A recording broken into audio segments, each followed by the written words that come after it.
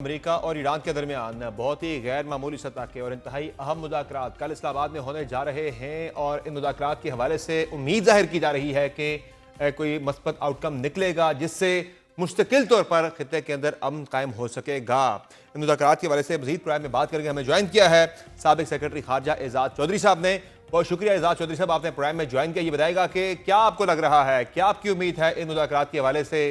जाहिर है बहुत सारे मामलात हैं, बहुत सारी कन्वर्जेंसेस भी हैं, डाइवर्जेंसेस भी हैं। क्या लग रहा है आपको इनिशियली जो पहली सिटिंग कल होने जा रही है उसमें किन मामलात पे इत्तेफाक राय एक्सपेक्टेड है? जी बहुत शुक्रिया। पहली तो बात यह है कि यकीनन ये बड़ी खुश आइंद बात है कि जंग जो है कम से कम 2 हफ्ते के लिए रुक गई है। उम्मीद करते हैं ज़्यादा लंबी रुकेगी। और साथ में ये भी खुशी की बात है कि पाकिस्तान ने इसमें एक किरदार अदा किया है। और यकीनन ये दुनिया के लिए भी और पाकिस्तान के लिए भी एक अच्छी खबर आई है। कल क्या होगा?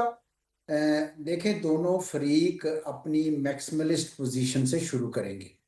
जो उनकी पोजीशन होती है ना, उनके 15 नुकात हैं, इनके 10 नुकात हैं, उसी से शुरू करेंगे। और कुछ ब्रिंकमैनशिप भी होगी। फाइनली पाकिस्तान को बतौर सहूलतकार दोनों तरफ से एक एक कंसेशन लेनी पड़ेगी। एक ऐसी कंसेशन जिस पे वो रह सकते हैं जिसके साथ, और उसके इर्द गिर्द कोई एक पैकेज बुना जाएगा। अब ये बड़ा हाई लेवल है। अमेरिका के वाइस प्रेसिडेंट और ये ईरान की तरफ से भी उनके स्पीकर, हमारी तरफ से भी हमारे में वजीर आजम होंगे, शायद आर्मी चीफ हों, शायद फॉरेन मिनिस्टर असिस्ट करें उनको। तो इससे ज़्यादा बेहतर और हाई लेवल नहीं हो सकता। तो मुझे यकीन है कि हमारी क़यादत भी पूरी कोशिश करेगी कि कोई कहीं किसी किस्म का कोई एग्रीमेंट हो जाए, या प्रोसेस ऑफ टॉक्स को एग्री कर लें कि ये चलता रहेगा। सही। ये बड़ी जिम्मेदारी अहम पाकिस्तान की होगी कि मुज़ाकरात की जो डोर है वो टूटे ना। और ब्रिंकमैनशिप तो करते ही हैं लोग, लेकिन कोई वॉकआउट ना करे। और उसके लिए ये ज़रूरी है कि पाकिस्तान कोई ना कोई पैकेजेस तैयार कर दे, और जो उनसे पूछे कि जनाब आप अगर ये कर दें तो ईरानी ये करने को तैयार होंगे। कुछ इस किस्म का मैं मंजरनामा देख रहा हूँ। अल्लाह करे कि ये कामयाब हो जाए, क्योंकि पूरी इलाके का, और मैं समझता हूँ कि पूरी दुनिया की इक्तसाद का जो मुस्तकबिल है अब इसके साथ जुड़ा हुआ है। सही है। और ज़ाहिर असर इसमें अमेरिका और ईरान खुद भी बहुत ज़्यादा मुतासिर थे इस जंग की वजह से। दोनों का बहुत ज़्यादा नुकसान हो रहा था और दोनों ही पूरी दुनिया से ज़्यादा ये दोनों ममालिक जंग से निकलना चाह रहे हैं। क्या समझते हैं कि अमेरिका की तरफ से जो कंपोजिशन ऑफ दी डेलीगेशन है, स्टीव विटकॉफ और जेरेड कुशनर के हवाले से तो ईरान के पहले भी तहफ़्फ़ुज़ात थे कि हमारी बातचीत हुई थी, फिर मुज़ाकरात के दौरान ही अमेरिका ने अटैक कर दिया। जेडी वैंस का अमेरिका के वफ़द की क़यादत करना, वो जेडी वैंस के जो कि इस जंग के प्राइवेटली वो पहले से ही इस जंग के खिलाफ थे और आने वाले वक्त के अंदर वो अमेरिका में सदर के उम्मीदवार भी होंगे रिपब्लिकन पार्टी की तरफ से। तो उनके वाले से उनका इस वक्त में आना और उनका पाकिस्तान रवानगी से पहले ये कहना कि उन्हें अमेरिकी सदर डोनाल्ड ट्रंप ने पूरी गाइडलाइंस दी है मुज़ाकरात में कामयाबी के हवाले से, तो क्या समझते हैं कि ये कितना ज़्यादा इफेक्टिव हो सकता है? नहीं, ये बहुत बेहतर हुआ जी, क्योंकि मैंने खुद अमरीकी तज्जियाकारों से सुना है कि स्टीव विटकॉफ और जेरेड कुशनर दोनों के दोनों इसराइल के बहुत करीब हैं। इसलिए ये ज़रूरी था कि वाइस प्रेसिडेंट खुद आते और वो अमेरिका के मफादात का सोचते, और सिर्फ इसराइल के मफादात का ना सोचते। पहले ही अमरीकी अवाम के अंदर बहुत बेचैनी है कि हम इसराइल की जंग क्यों लड़ रहे हैं। और इस वजह से अगर डोनाल्ड ट्रंप साहब की हदायत उनको ये है कि जनाब आपने कोई एग्रीमेंट करके उठना है, तो मैं समझता हूँ कि मुझे काफ़ी उसके कभी इम्कान आते नज़र के हो जाएगा कुछ। ईरान की तरफ से भी एक बहुत बड़ी कोशिश होगी कि कोई एग्रीमेंट हो जाए। और जो स्पॉइलर है वो बीच में से एक ही है, वो है इसराइल। क्योंकि इसराइल बड़ा नाखुश है कि ईरान को ना जेर किया जा सका, ना उसको कोई उससे कोई शिकस्त मनवाई जा सकी। तो उसने इसीलिए इसराइल ये लेबनान वाली जंग शुरू कर दी है, ये सोच कर के जंग का जो है ना सिलसिला चलता रहे। जिस तरह आग फैलती है जंग भी फैल जाएगी। तो कल को मुज़ाकरा ख़त्म भी हो जाए तो इसराइल जो है ये सिलसिला जारी रखे। ये मुझे लगता है कि नेतन्याहू साहब की जो अपनी ख़ास पॉलिसी है कि जंग जारी रखी जाए, वरना उनके अपने ऊपर कोई मुकदमे शुरू हो सकते हैं।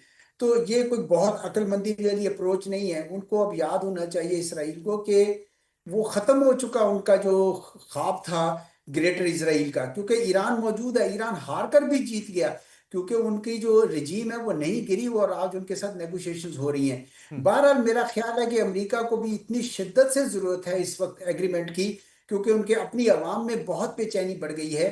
तो इस वजह से मुझे लगता है कि ये दोनों पार्टीज कोई ना कोई एग्रीमेंट करना चाहेंगी, और अमेरिका फिर इसराइल को भी मजबूर करेगा कि वो जनाब अपने जो एम्बिशंस हैं उसको थोड़ा सा कम करे।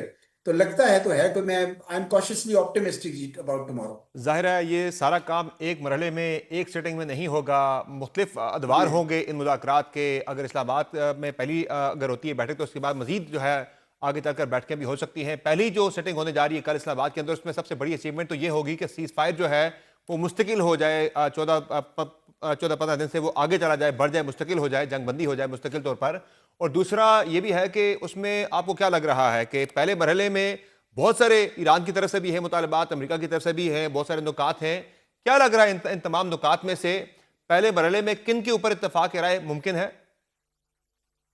सबसे ज्यादा मुश्किल मरला तो है स्ट्रेट ऑफ हर्मुज का, क्योंकि ईरान को पता चल गया है कि उसके पास अगर कोई एस है, कोई तुरप का पत्ता है, तो वो यही है, जिसको डोनाल्ड ट्रंप साहब ने बावजूद पूरी कोशिश के उसको आज़ाद नहीं करवा सके।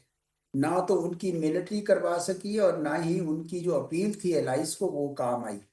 तो ईरान इसको अगर खोलेगा तो उसके बदले में कोई बहुत बड़ी कंसेशन अमेरिका से लेना चाहेगा। मेरे ख्याल में एक ऐसी कंसेशन है जो अमेरिका उसको दे सकता है, वो है इक्तिसादी पाबंदियां उठाना। जी हाँ। और ये दोनों अगर इसके इर्द गिर्द कोई पैकेज बनता है तो दोनों के लिए अच्छा है। एक और नुक्ता भी तोड़ सकता है मुज़ाकरात को, वो है ईरान के न्यूक्लियर प्रोग्राम। पहले तो ईरानी राजी थे, लेकिन अब उन्होंने जो 60% किया हुआ है उसको वो शायद वापस नहीं ले जाना चाहेंगे, जबकि अमरीकी कहेंगे कि आप इसको वापस लेकर आए। तो मुझे लगता है कि इसके ऊपर भी बड़ी कठिन बातचीत होगी। और तीसरी जो मसला है जिसके ऊपर बहुत ज्यादा बातचीत का एहतमाल है, मेरे ख्याल में वो लेबनान है जी।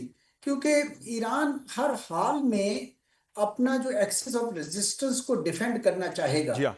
उन्होंने हिजबुल्लाह ने उनका बुरे वक्तों में साथ दिया हुआ है, इसलिए ईरान उनको छोड़ना नहीं चाहेगा। तो ये भी एक बड़ी कांटेदार और बहस इसके ईरान ऊपर तो भी तवक्को है। ईरान की तरफ से तो ये आया भी है पॉइंट के ईरान जो है एक मरहले पर जंगबंदी का माहिदा तोड़ने की तरफ जा रहा था, ये सीज फायर तोड़ने जा रहा था। लबनान के ऊपर अटैक्स की वजह से फिर पाकिस्तान ने उनसे रब्ता करके उन्हें रोका कि फिलहाल आप ऐसा ना करें, मुज़ाकरात को आगे बढ़ाएं, सीज फायर को बढ़ाएं, उस पर भी कोई ना कोई सोल्यूशन ज़ाहिर निकल ही आएगा। तो मेरे ख्याल में अमेरिका के जो भी उनकी कायदीन आएंगे, स्पेशली उनके वाइस प्रेसिडेंट, उनको ये पाकिस्तान भी शायद जोर लगाए कि आप इसराइल को रोकें।